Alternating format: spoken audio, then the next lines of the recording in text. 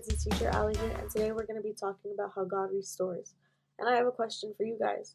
What are you hoping God will restore in your life? Often we go through seasons of lacking something our hearts deeply long for. So this week, you guys should spend some time pouring out your heart to God about something you're hoping He will restore or bring back.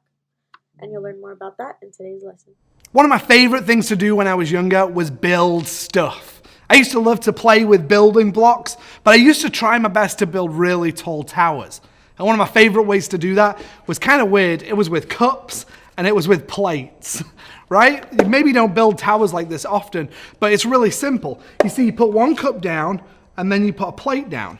And then you put another cup down and you put another plate down. And you put another cup down, another plate down, until you can get a really tall tower. It's a really simple game, especially when you're playing with someone else, as fast as you can to build the highest tower. See, the trick is that if you're going to build a really tall tower, you have to sometimes reach on your tiptoes, right? Sometimes when it gets really tall, it gets really challenging because you're really trying to concentrate. Sometimes you get too distracted, like I am right now. You can see it wobbling. And sometimes when you get too distracted, it's a recipe for disaster. Sometimes if you get too distracted, maybe you knock it down or you're careless. The worst, though, is when you're building a tower around some friends and someone thinks it's going to be funny to come and knock it over.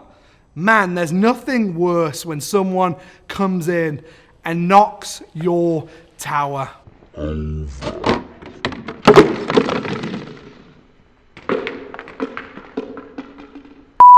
All of that hard work was gone. Everything seemed like it was lost or destroyed. And you know, it was a little bit like that in our big God story. You see, Israel had stopped following God, and they thought that they knew better. And they felt like they knew better than even God.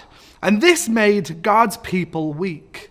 In fact, they were so weak that when the enemy came, the Babylonians, they came after them, God allowed Israel to be defeated. The king of Babylon, King Nebuchadnezzar, took many of Israel's children hostage, and he took them back with him to Babylon. Several years later, the Israelites in Jerusalem, they got frustrated and they rebelled again. They fought against the Babylonians, but they lost, and they were defeated by them once again. This time, the Babylonians, they took even more slaves with them to Babylon. A few years later, the Babylonians came again, and this time they destroyed the city of Jerusalem. They ruined the walls and the temple, and they turned it into rubble and ruins. And they did all that because the Israelites kept rebelling. For 70 years, the Jewish people lived in captivity. Their beloved city was destroyed, the temple was in ruins, and they could no longer offer sacrifices to God. Everything seemed hopeless.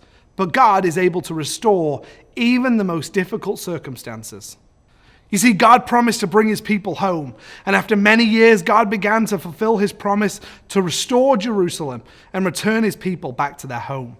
It took some time, but God began to use people like Ezra and then Nehemiah to bring people to their home and to rebuild the temple and then rebuild the walls of Jerusalem. Eventually, Jerusalem was fully restored by God, and the people returned to live and worship there. God's plan of restoration was not only for Israel. He can restore the broken pieces of your life too. You may look at your life and see pieces scattered and broken. You may feel like ruins and rubble are all you see. But God is really good at rebuilding and restoring things. God restores. Thank you guys so much for watching. Make sure to download the activity sheets in the description below. And don't forget to email us your prayer requests at lighthouse@plaog.net. See you next week.